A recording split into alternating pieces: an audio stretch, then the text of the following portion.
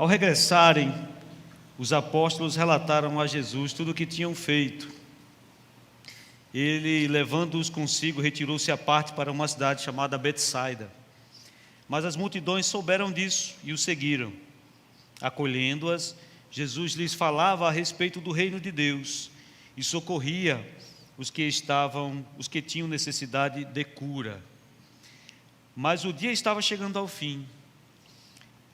Então os 12 se aproximaram dele e disseram: despeça a multidão, para que, indo às aldeias e campos ao redor, se hospedem e encontrem alimento, pois estamos aqui em lugar deserto.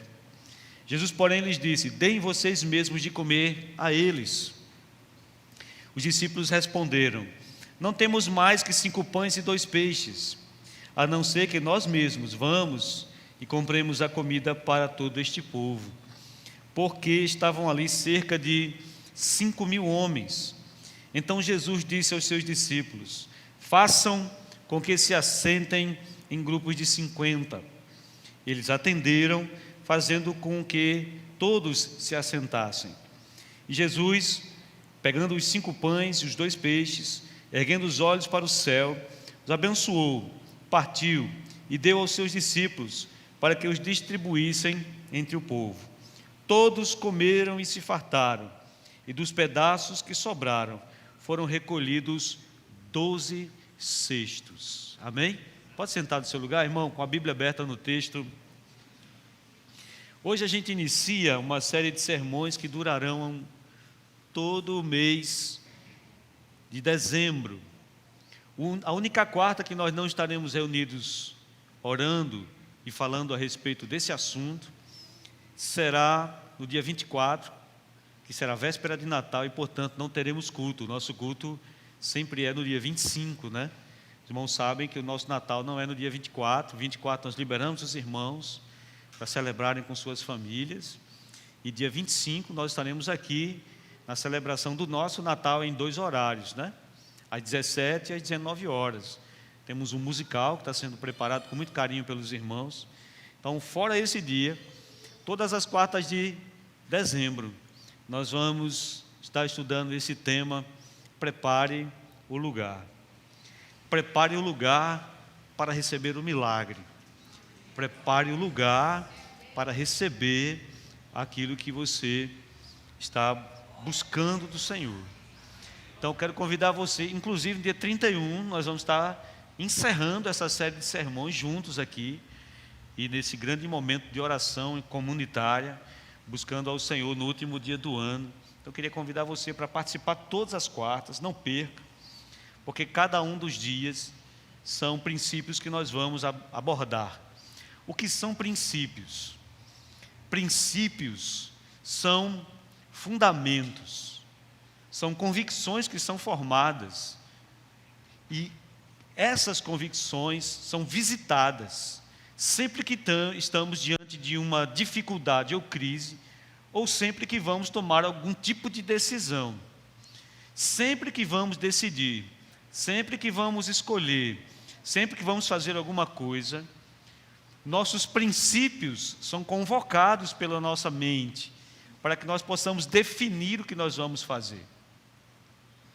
Então, todas as vezes que você vai escolher algo simples ou mais complexo na sua vida, consciente ou inconscientemente, os seus princípios, eles são visitados, eles são observados, e eles exercem influência nas suas ações. Quando nós falamos o texto bíblico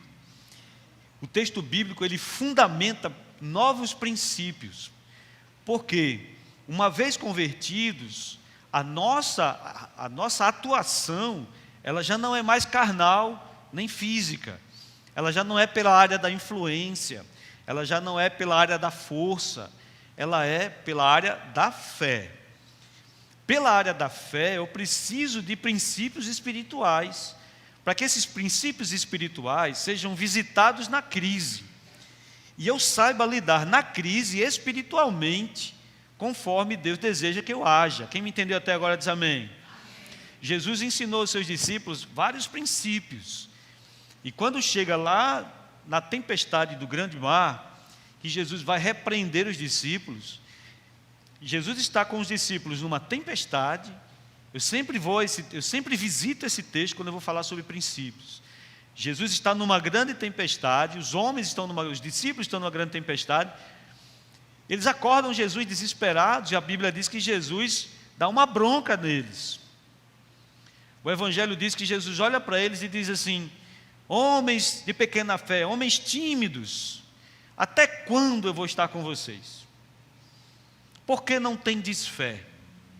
Ele repreende os discípulos numa situação sobrenatural, dando a entender que ele já tinha ensinado os princípios para os discípulos, e ele queria que os discípulos acionassem esses princípios para saírem daquela situação espiritualmente. Quem me entende diz amém.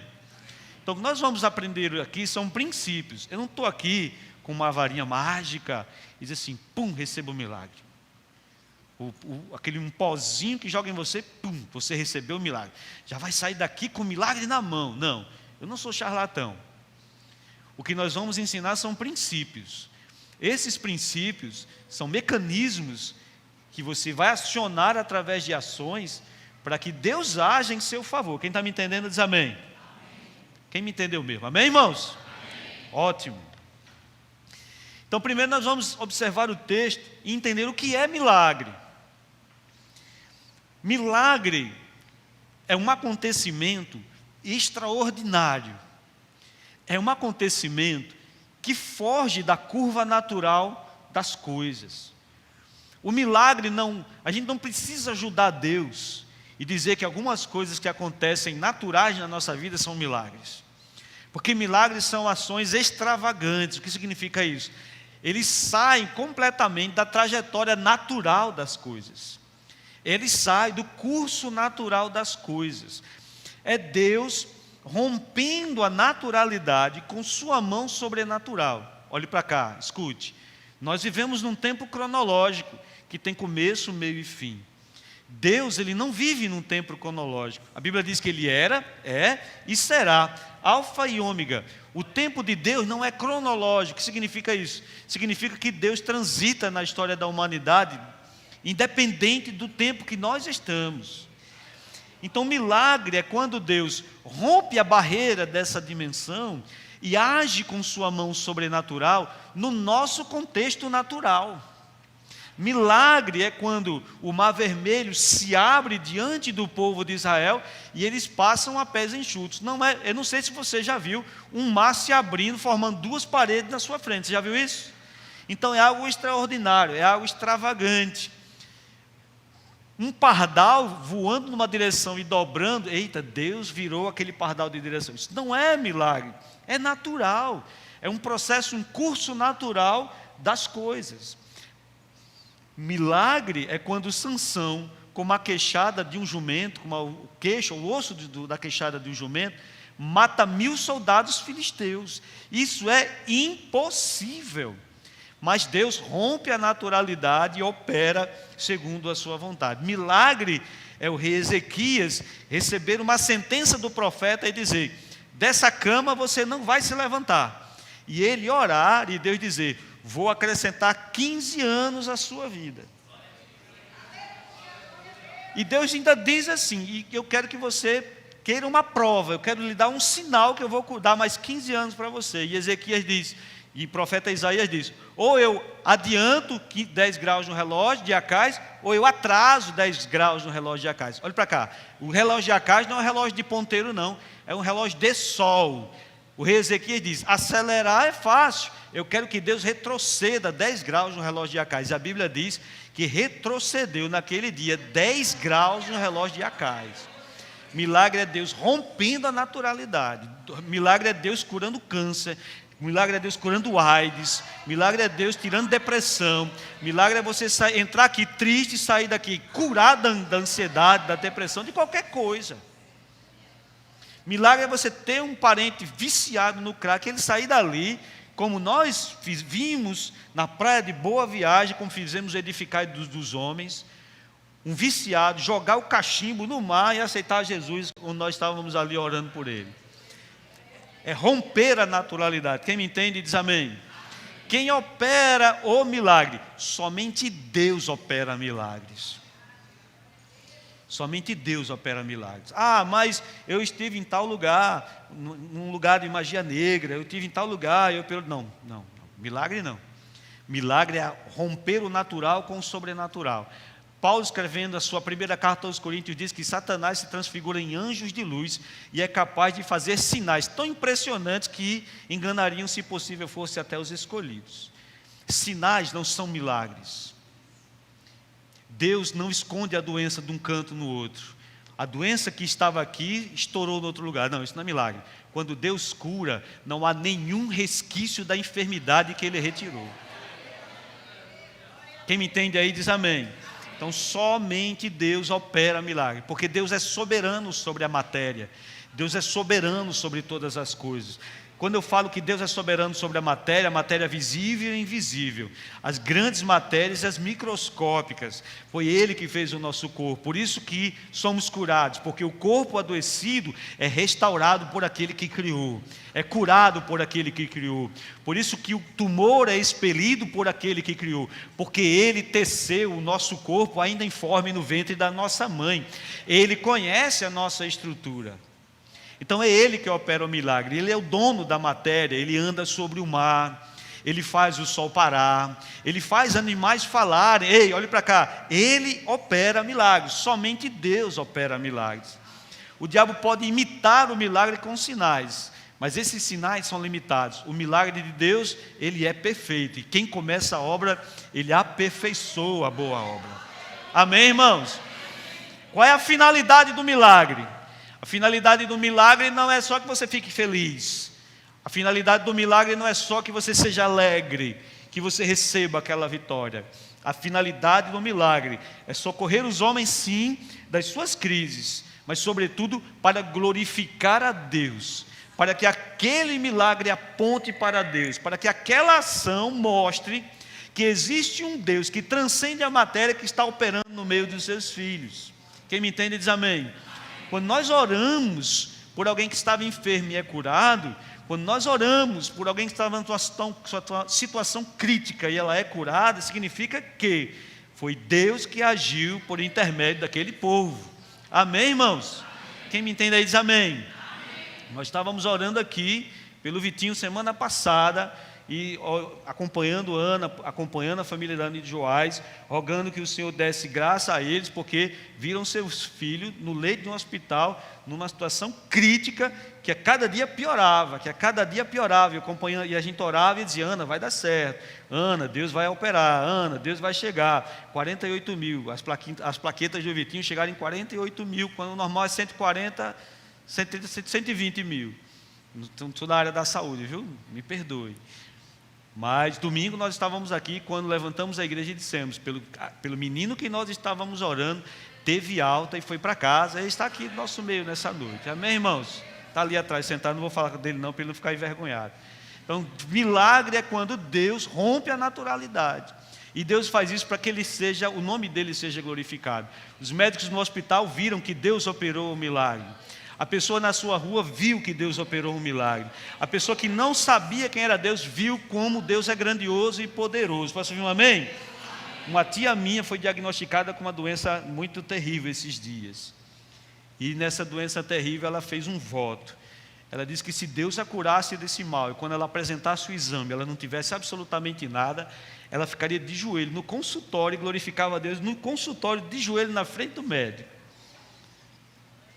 O médico abriu o exame dela e olhou para ela e disse: esse exame não diz que você tem absolutamente nada, não sei porque você veio até mim. Ela disse: licença aqui, doutor. Afastou a cadeira, colocou de joelhos: glórias a Deus. Eu fiquei imaginando o médico pensando que o problema dela não era na pele, era na mente. Mas a gente é assim, amém? A finalidade do milagre é glorificar a Deus. Deus é glorificado através do milagre. Quando nós entendemos isso, nós passamos para o texto. O milagre não é apenas para que você saia da situação. O milagre não é apenas para que você receba algo e você fique feliz. Não. Deus não trabalha somente em prol da nossa felicidade, embora que Deus age em prol também da nossa felicidade, sobretudo dos seus filhos. Mas nesse texto tem muitos princípios e lições importantes a respeito do milagre. Porque a Bíblia diz que Jesus se retira de onde ele está de um lado do lago da Galileia. E ele, durante muito tempo, operando milagres, curas e ensinando pessoas, pregando seus sermões. Olha para cá, quem está com sono diz amém. Muito bem. Então, Jesus se retira para o lado de Betsaida, o que significa? Ele sai de um lado do lago e ele vai para o outro lado do lago, para as regiões de Betsaida, para descansar, porque durante muito tempo ele está ali pregando, curando, então ele está cansado. Ele se dirige pelo barco com seus discípulos para outra margem. As pessoas veem o movimento de Jesus e dão a volta no lago para encontrar Jesus do outro lado.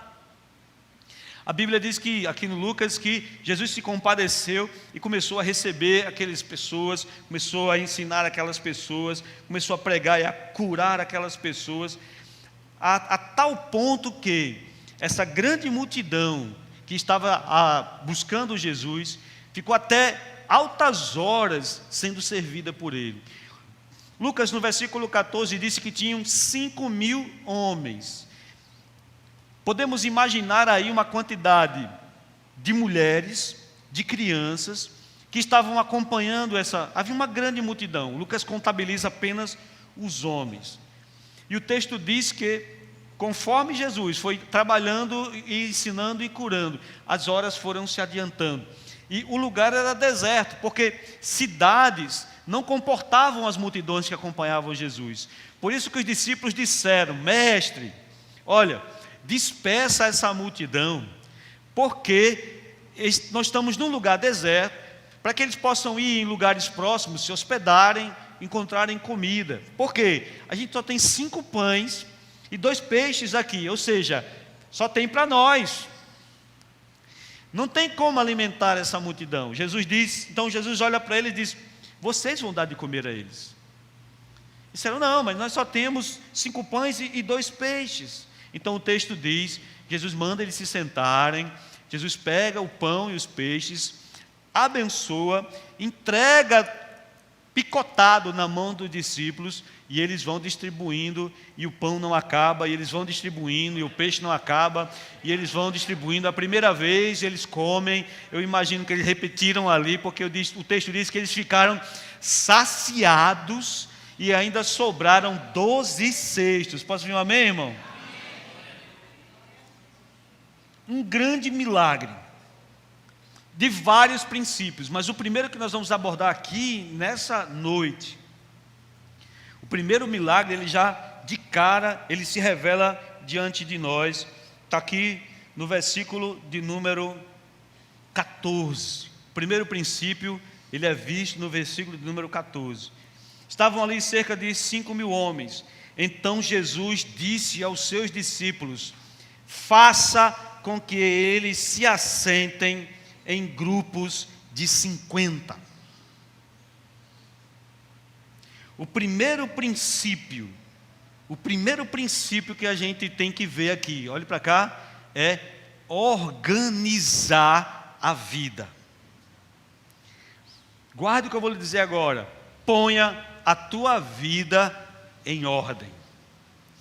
O primeiro passo para que Jesus opere todo o processo do milagre é organizar o caos, organizar a bagunça. Imagine comigo, 5.000 homens, vamos colocar aí que esses homens por baixo, geralmente onde tem homem, tem mais mulher. Vocês concordam comigo, sim ou não?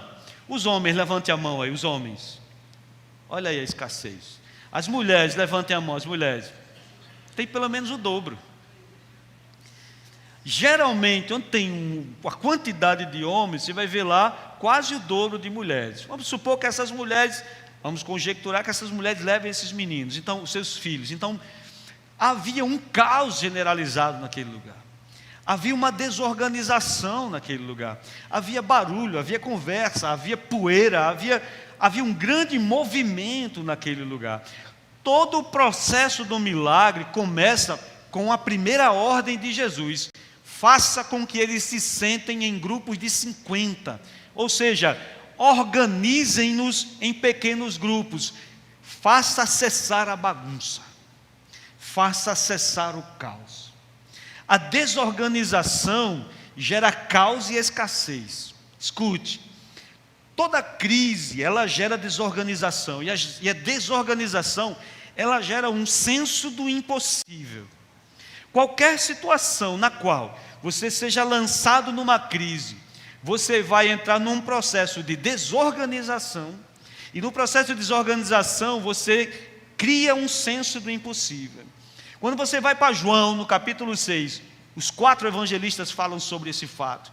Quando você vai para João, no capítulo 6, no versículo 7, um dos discípulos dizem assim: Senhor, seriam necessários 200 denários para alimentar essa multidão.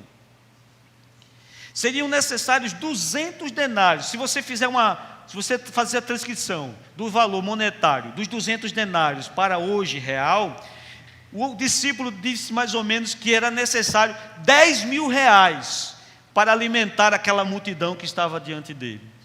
Quando o discípulo fala isso, ele mostra um senso de impossível. Ele está querendo dizer o seguinte: é impossível alimentar essa multidão, é impossível que a gente faça alguma coisa por eles. Escute, a crise gera exatamente esse senso na nossa mente, o senso da impossibilidade. É impossível sair dessa situação, é impossível sair com a minha família dessa situação. Eu estou preso a essa situação, eu estou preso a essa situação de crise, essa situação de calamidade. É impossível que alguém faça, é impossível que alguém saia, é impossível que alguém cure. Ei, olhe para cá. Se o milagre é gerado pela fé, e sua fé está comprometida pela crise e pelo caos, significa que o seu milagre não acontecerá. Se você precisa da fé como combustível para startar um milagre, acionando a graça de Deus a seu favor, a desorganização gerada pela crise gera um senso de impossibilidade, e o diabo gera esse senso de impossibilidade na nossa mente. Daí você se desorganiza cada vez mais. Uma vez que você acha que é impossível e que não vai conseguir, você desiste e o caos continua reinando na situação, seja ela financeira, seja ela emocional, seja ela espiritual. Qualquer crise que o seu senso de impossível seja acionado, você desiste daquilo, você não quer mais resolver aquilo. Por isso que a maioria das pessoas entrega-se a isso e cada vez mais afunda-se em situações. E quando você olhe para cá, se você está nessa situação, nessa espiral de queda por causa da crise, olhe para cá, você vai ver que a sua situação hoje é pior do que quando a situação começou. Porque ao invés de relutar contra a situação, você cedeu a ela e foi cedendo espaço cada vez mais a ela. Você está me entendendo? Diga amém. E esse caos, ele escalona para todas as dimensões da vida. Se você tem uma crise material, se você está numa crise financeira, ela vai escalonar para emocional, ela vai escalonar para espiritual. Se você está numa crise emocional, ela vai escalonar para financeiro e material, e ela vai escalonar para espiritual. Ela não fica restrita a uma área da sua vida. A crise gerada pela desorganização, ela não fica somente numa área da sua vida, ela desorganiza toda a sua vida, ela desorganiza todo o seu senso, ela tira você do eixo. Por isso que você fica desorganizado. Quem me entende diz amém. Se você tem uma crise financeira, ela afeta a sua vida espiritual, porque a primeira coisa que você vai dizer: não tenho tempo de ir para a igreja, não tenho tempo de orar, não tenho tempo de ler a Bíblia, não tenho tempo de fazer a minha vida devocional. Não é porque você não tenha tempo, é porque você está desorganizado. Diga aquele amém do fundo da alma. É porque você está desorganizado, porque Daniel era governador das províncias da Babilônia.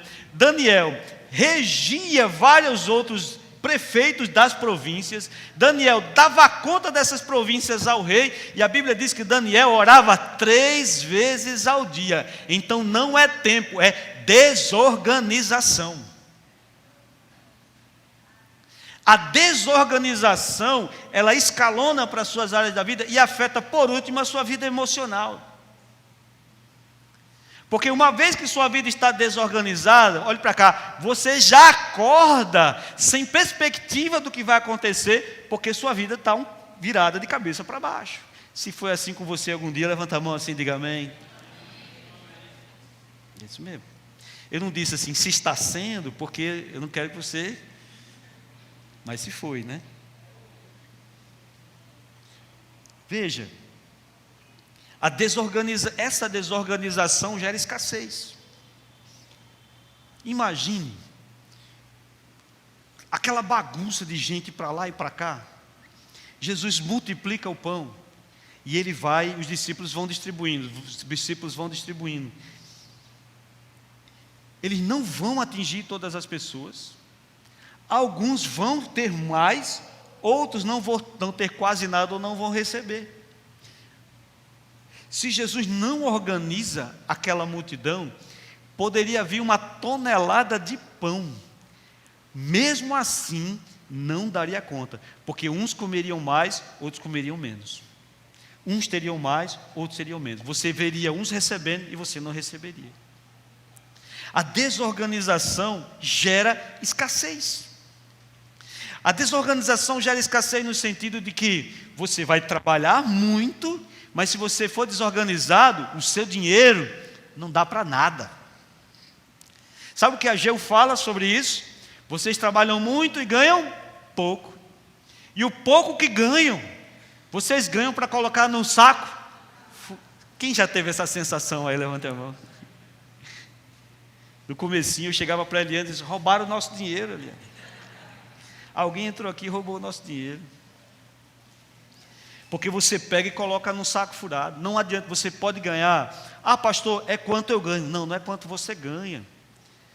Não é quanto você ganha. É a desorganização que a sua vida está em todas as áreas. Então é escalonado para a área material. Você pode ganhar 100 mil, você vai gastar 200. Não é quanto você tem, não é quanto você ganha, não é o que você faz. Quem está me entendendo diz amém. Amém. Quando nós olhamos para o texto, os discípulos estavam certos. No meio daquele caos, nem 10 mil reais alimentava aquele povo. Eles estavam certos. Quando eles olharam, eles não viram a organização, eles só viram o caos, eles só viram uma bagunça. Então, nós precisamos entender, em primeiro lugar, que se gera escassez, a escassez de tempo, de recurso e de energia. Você sempre vai estar cansado. Você sempre vai estar cansado, porque você sempre vai correr para suprir algo financeiro que está desorganizado, que está desorganizado espiritualmente. Então, é escalonado. O que é escalonado? Ele vem descendo de cima para baixo, é como uma enxurrada. Se você não está bem espiritualmente, essa enxurrada vai descer e vai atingir você financeiramente, e vai atingir o seu relacionamento familiar, e vai atingir você em qualquer área da sua vida, e você vai voltar para casa triste, e você amanhece o dia triste, e você não sabe o que fazer, porque você chega agora no final do ano esgotado fisicamente, porque emocionalmente você não está bem, porque espiritualmente você está desorganizado. E todos os anos vai ser a mesma coisa, porque a desorganização gera escassez. Eu quero que você grave isso na sua mente. A desorganização gera escassez. Por isso você está cansado, e porque você faz muita força, e você não avança. Você faz muito, mas recebe pouco. A resposta para o que você recebe não está proporcional ao esforço que você faz. Quem me entende diz amém. É a ação de fazer, e não ver resultado. O que cansou Elias, lá em 1 Reis 19, nós já falamos sobre isso. O que fez Elias fugir não foi a perseguição ou somente a ameaça de Jezabel, porque ele tinha acabado de matar 850 profetas. Ele desceu ao ribeiro com 850 homens e junto com os seus discípulos mataram os 850 homens. Quem me entende aí diz amém. Eram 400 profetas de Baal e 450 profetas de Acera. Ele batalhou com 850 homens, ele venceu e matou esses falsos profetas. Esse homem vai fugir porque a rainha ameaçou ele? Não, ele foi porque ele estava cansado. Ele estava cansado de pregar e o povo não mudar. Ele estava cansado de ensinar e o povo não reagir. Ele estava cansado de falar uma coisa e os profetas de Deus serem mortos, só ele continuar. Ele estava cansado. Olhe para cá. É isso que o problema emocional causa: cansaço físico. A desorganização gera caos e escassez. Então não adianta não, querido, você fazer campanha, você fazer isso, você aquilo. É um princípio prático. Ei, olhe para cá, a desorganização gera caos. Se você está desorganizado, sua vida está desorganizada, sua vida é um caos. A desorganização é um ralo que vai sugar sua vida, vai destruir os seus sonhos e vai destruir os seus relacionamentos. Porque a desorganização gera crise, sim ou não? O segundo princípio está também no versículo 14. Ora, se tudo estava desorganizado, o que é que Jesus faz? Organize. Organize. Faça com que eles se assentem em grupos de 50. A gente tem que se inspirar no comportamento de Jesus. Se inspirar neste comportamento.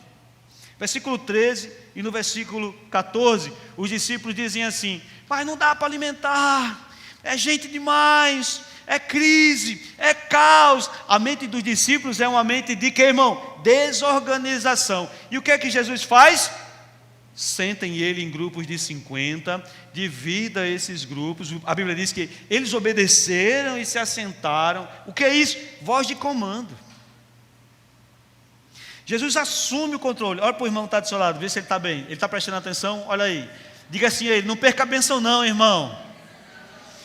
Não perca a bênção não, irmão.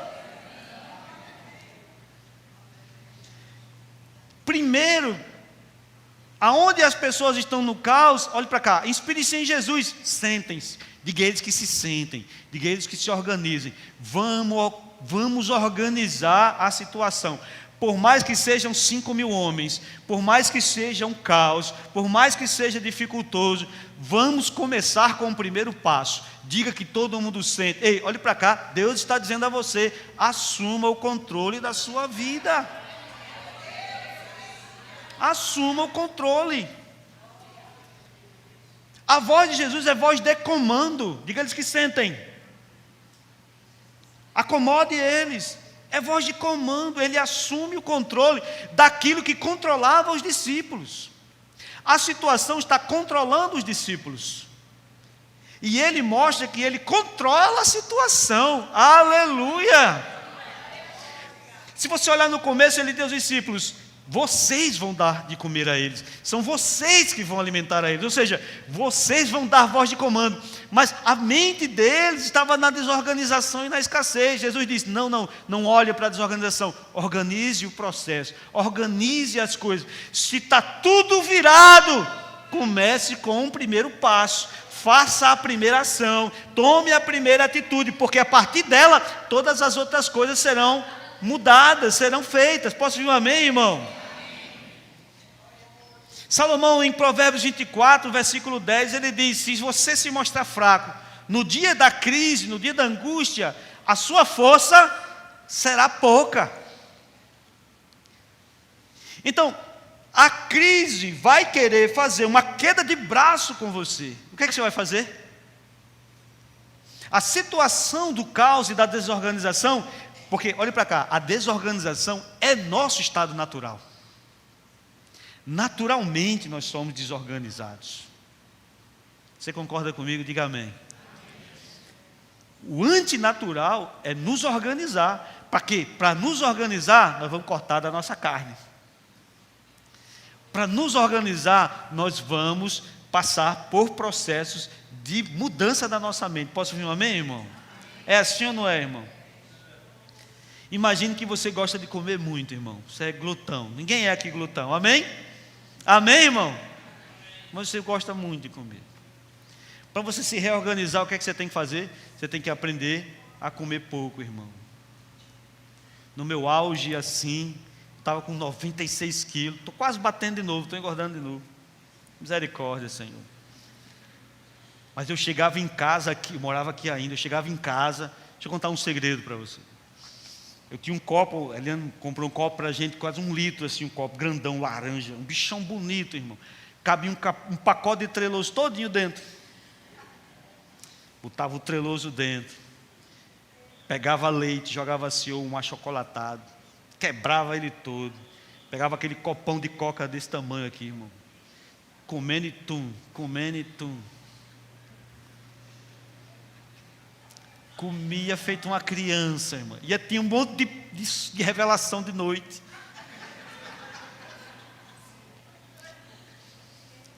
Para vir para a igreja eu jantava antes, irmão. Aí a Eliane faz, meu Deus do céu, Deus abençoe minha esposa.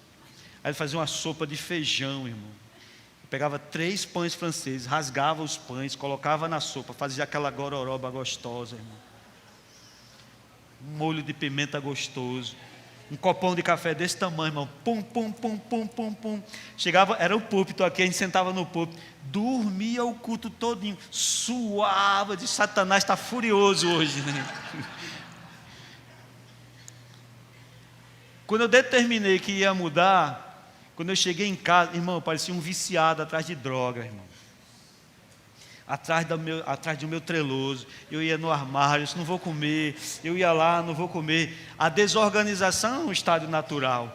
O que não é natural é a organização. Por isso eu tenho que fazer força para me organizar.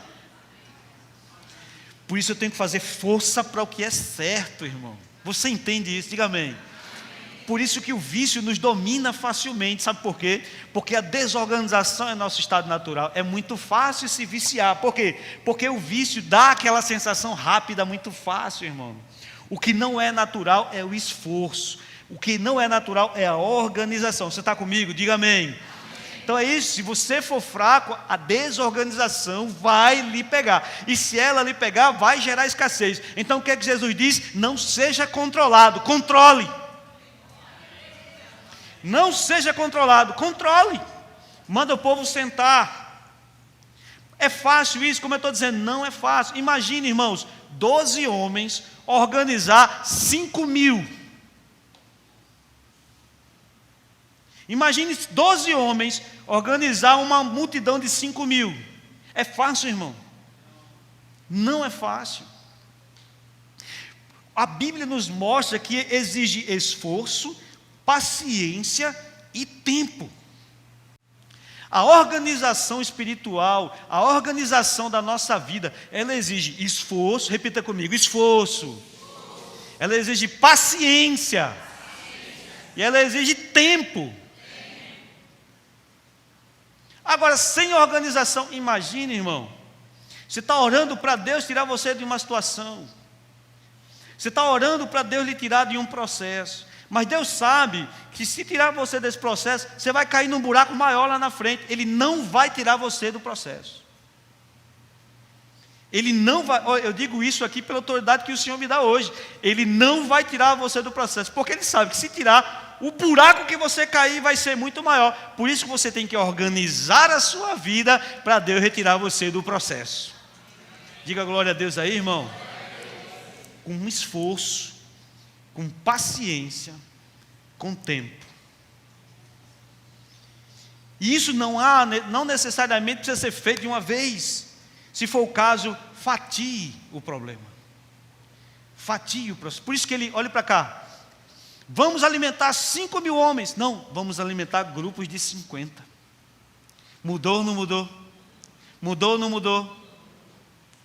Vamos alimentar 5.000. Não, vamos alimentar grupos de 50. Quando eu falo 5.000 homens, impossível. Quando eu falo grupos de 50, possível. Quando nós fomos fazer reformas aqui na igreja, essa bancada custou 50 mil reais para nós. Essa igreja é rica. Não, não é. Nós dividimos cada banco para 3 irmãos, e 3 irmãos se juntavam e davam um banco. Quem lembra disso, levanta a mão. Quem participou da campanha do banco? Só 3 irmãos. Vamos fazer outra campanha agora, viu? Você que não participou vai participar. Quando nós fomos colocar o piso, como nós fomos colocar ar-condicionado, sabe quanto custou a reforma desse prédio aqui lateral, o prédio anexo? 100 mil reais. Tudo que nós fizemos, nós olhávamos para o montante e nós dissemos assim: se fatiarmos, nós vamos conseguir. Eu não vou alimentar 5.000, eu vou alimentar grupos de 50. Eu não vou comprar 200 metros de cerâmica, cada um vai dar 1 metro. Ei, olhe para cá, fatie a crise, comece aos poucos, dê o primeiro passo, entenda, sempre há saída. Sempre há saída. Não existe problema insolúvel. Não existe crise insolúvel. Mas você tem que entender que os primeiros passos, quem dá é você. Ou você acha que você vai ficar sentado numa redezinha, batendo na barriga e Deus, pum, milagre, pum, milagre. Para quem é o milagre? O anjo lá em cima. Para quem é o milagre hoje, Senhor? Para ele de novo, para ele de novo, para ele de novo. E o milagre? Para ele de novo, para ele de novo. Você pensa que é assim, irmão? Não é. Não é. Milagre é quando Deus rompe o sobrenatural, o natural com sobrenaturalidade. Então, se você acha como é nessas igrejas aí, que todo culto que eles fazem, pum, milagre aqui, milagre ali, pum, não sei o quê. Não, irmão. Não é daquele jeito, não. Pode olhar lá que na fila de pagamento, está lá os coxos que foram curados, os cegos que foram curados. Depois do culto eles vão dar oferta a cada um, porque ali são charlatões. Porque cada vez que Deus rompe o natural com sobrenaturalidade, é um milagre que acontece na humanidade, querido. Posso ouvir um amém, irmãos? Fatie o problema. Jesus precisava alcançar todas as cidades da região. O que foi que Jesus fez? Enviou os seus discípulos de 2 em 2. Dividindo a multidão, tornou-se possível. Isso nos faz entender que precisamos cavar o alicerce da nossa vida futura.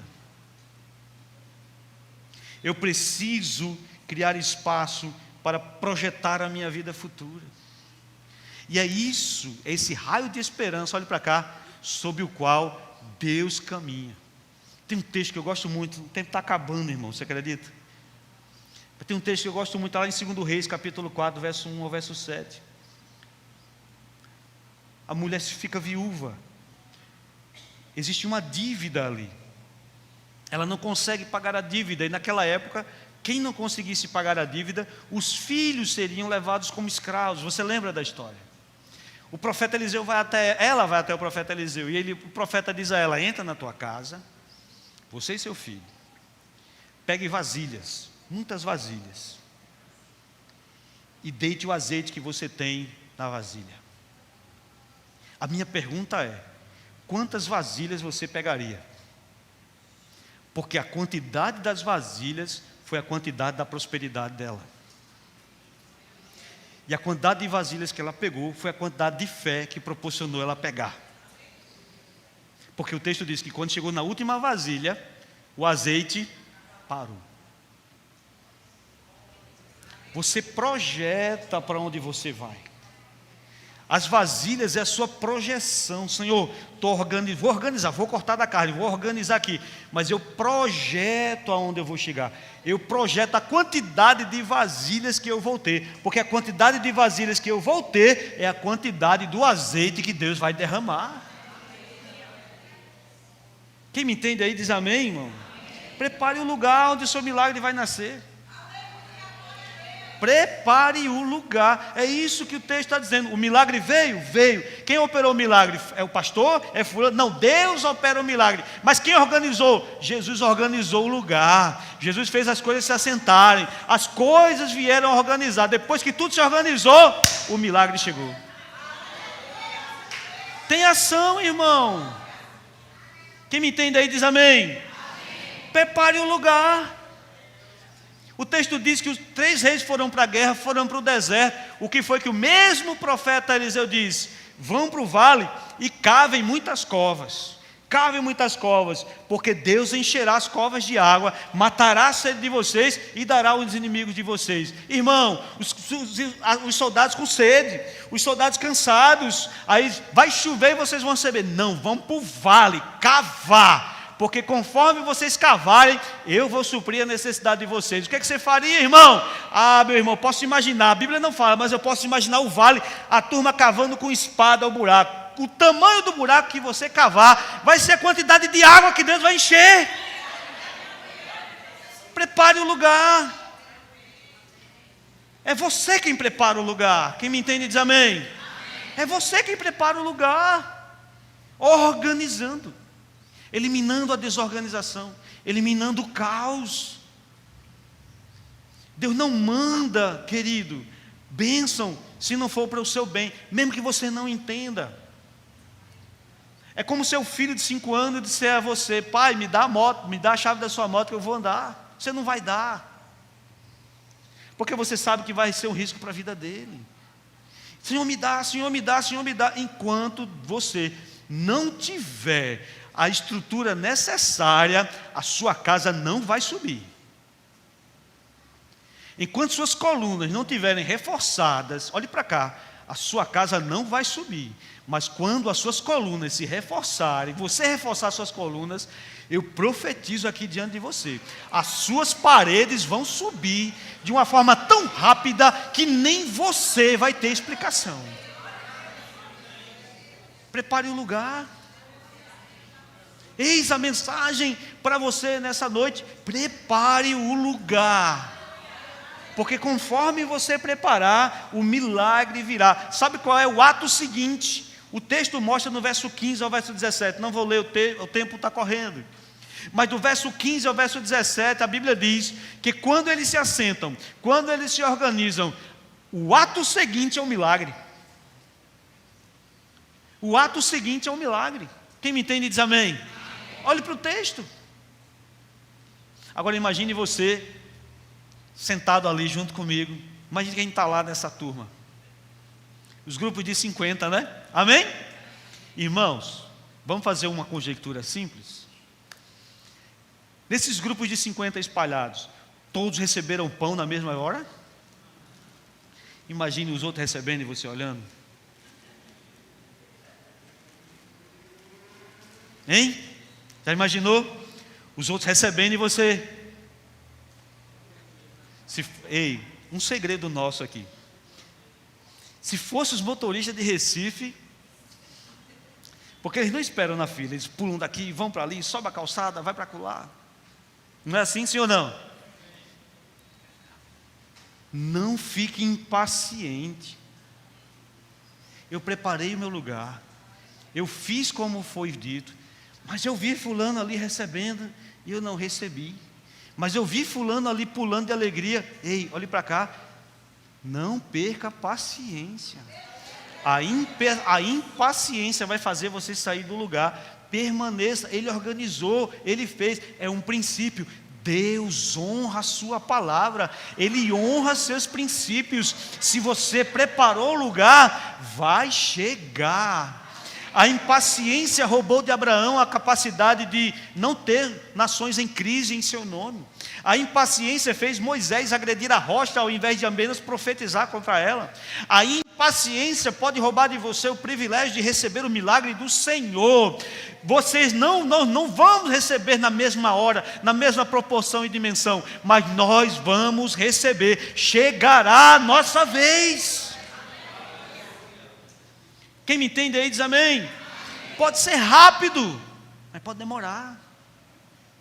Pode ser amanhã, mas pode ser daqui a meses. A Bíblia diz que Abraão esperou 25 anos. A Bíblia diz que Simeão, o profeta, que está lá no templo, quando Jesus vai ser apresentado, ele diz assim: esperei a vida inteira por esse momento, para ter Jesus em seu colo. Aleluia. Abraão esperou 25 anos, Simeão esperou a vida inteira, Ana esperou 9 meses, o ladrão recebeu no mesmo dia. Os tempos são distintos, mas uma coisa é igual: quando o milagre acontece, o tempo da dor é esquecido, porque a vitória é tão grande que nem lembra o que sofreu. Aleluia. Prepare o lugar. Prepare o lugar. A arte dessa série de sermões, a gente pode até colocar aí, a arte dos sermões é uma pessoa numa casa toda bagunçada. Toda bagunçada. Ele olha para aquela bagunça assim: a bagunça é impossível de se resolver. É impossível de se resolver. Mas tudo começa com a primeira atitude. Fatie a crise. Dê o primeiro passo. Aleluia. Deixa eu dizer um negócio a você. Se você sair daqui determinado para preparar o lugar, Deus vai fazer com que as coisas aconteçam. Não sou eu que vou... Parece o quarto de alguns adolescentes, né? Não estou dizendo a você, eu não vou vender milagre a você. Você vai receber, ei, você é de camisa azul, você aí vai receber. Maria, tem alguma Maria aqui? Vai receber. Não. Eu estou lhe ensinando um princípio. O princípio é um caminho. Deus honra por cumprir a sua palavra. Passará céu e terra, mas sua palavra não passará. Se você entender o princípio, não é fácil vivê-los, mas se você entender os princípios, o que é que um agricultor faz quando ele vai plantar uma árvore frutífera? Ele senta e espera a árvore crescer. Ele limpa a terra. Sim ou não? Ele coloca fertilizante. Ele cerca o lugar da semente. Quando ele faz toda a sua parte, ele agora senta pacientemente e espera, porque quem vai dar o crescimento é Deus. É exatamente assim, querido. Prepare o lugar. Tenha fé, deixe tudo pronto. E Deus gerará o milagre que você precisa. Tenha fé. Ei, olhe para cá, deixe tudo pronto. Se fosse você, eu ia para casa hoje, determinado no seu coração a viver o milagre até o ano acabar. Até o ano acabar. Não estou dizendo que vai acontecer. Não, estou dizendo o seguinte: determinado no seu coração para viver o milagre até o ano acabar. Senhor, vou organizar, vou preparar o lugar, porque eu quero viver até o toque do último dia desse ano. Eu quero viver, eu quero ver, eu quero experimentar o milagre que o Senhor vai realizar na minha vida. Eu sei que muitos vão sair daqui nessa noite, e muitos que estão assistindo ao vivo vão sair daqui nessa noite apropriados dessa palavra, como uma semente em seus corações. Uma semente. Esse dia terá testemunhos. Teremos testemunhos desse dia, porque muitos sairão daqui com o princípio ardendo em seus corações, prontos para preparar o lugar do milagre. Fique de pé, por favor, meu irmão, em nome de Jesus. Agora não fique de pé de todo jeito, fique de pé com ousadia e com fé. Com fé nesse momento. Eu quero orar junto com você. Amém. Amém, Tássia. Eu quero orar junto com você nessa noite.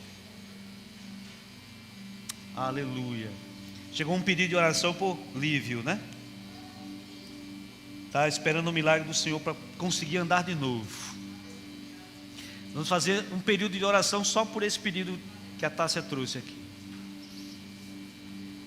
Para que o Senhor venha curar Lívio, não é isso? Para que Deus venha curar o Lívio, que Deus opere um milagre na vida dele, que ele seja curado, porque qual é o propósito do milagre? Não é edificar placa de igreja, não é exaltar o nome de pastor. O propósito do milagre é dignificar o nome do Senhor. Pessoas que estão próximas a ele vão dizer: realmente, esse Deus opera milagres. Você pode fechar os olhos comigo? Pai, eu quero entrar em tua presença aqui. Não conhecemos o Lívio, não conhecemos sua fisionomia, seu rosto, nem a sua história. Senhor, não sabemos quem ele é ou por onde ele andou. Mas se nesse dia que nós falamos sobre milagres, que nós falamos sobre cura, o nome dele chegou até essa igreja para nós orarmos por ele, significa que o Senhor quer fazer alguma obra na vida do Lívio. Por isso, como igreja aqui, em um só corpo, em uma só mente, em uma só fé, nós entramos na tua presença para interceder por ele.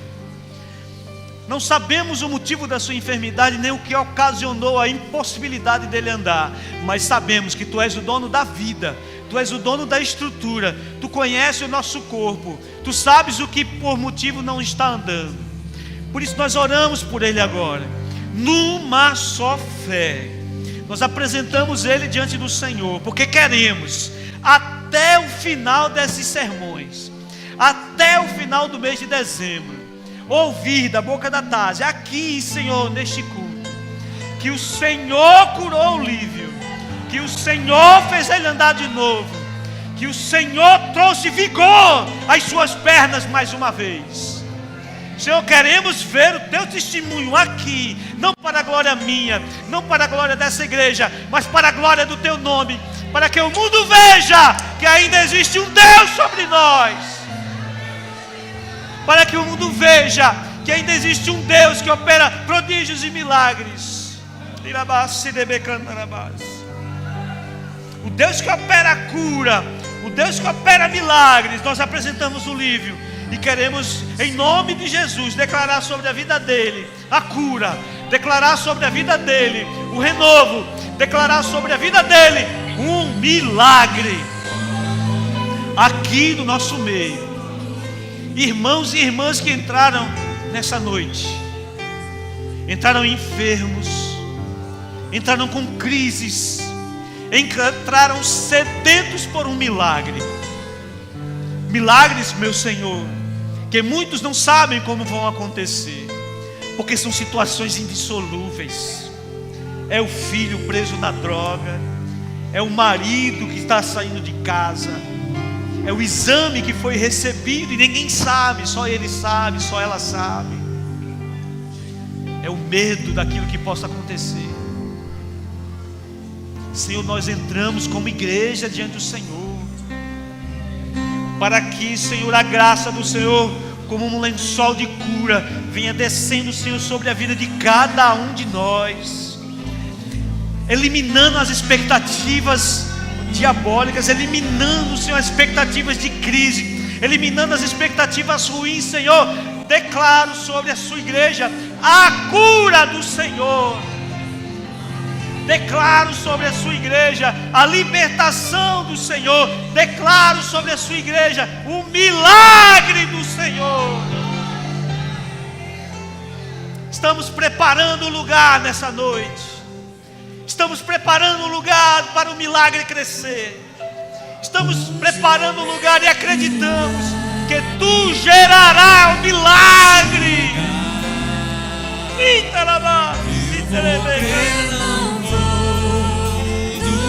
Oh, aleluia.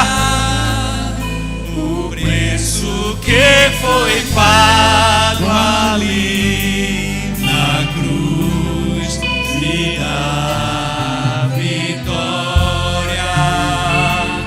Nessa hora, use o meu milagre. Oh, Deus, gera o milagre nessa noite. Gera para cada um, Senhor, nessa noite. Gera, Senhor. O preço que foi pago ali na cruz me dá vitória.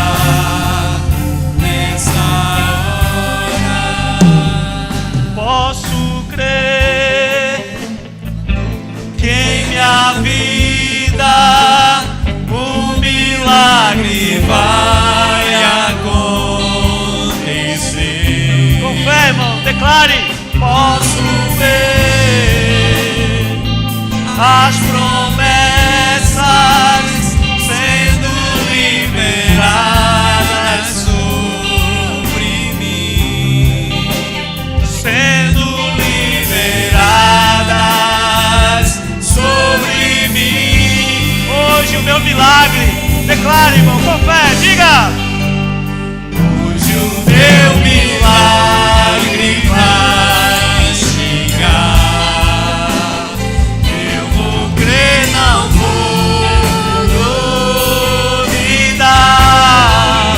O preço que foi pago ali na cruz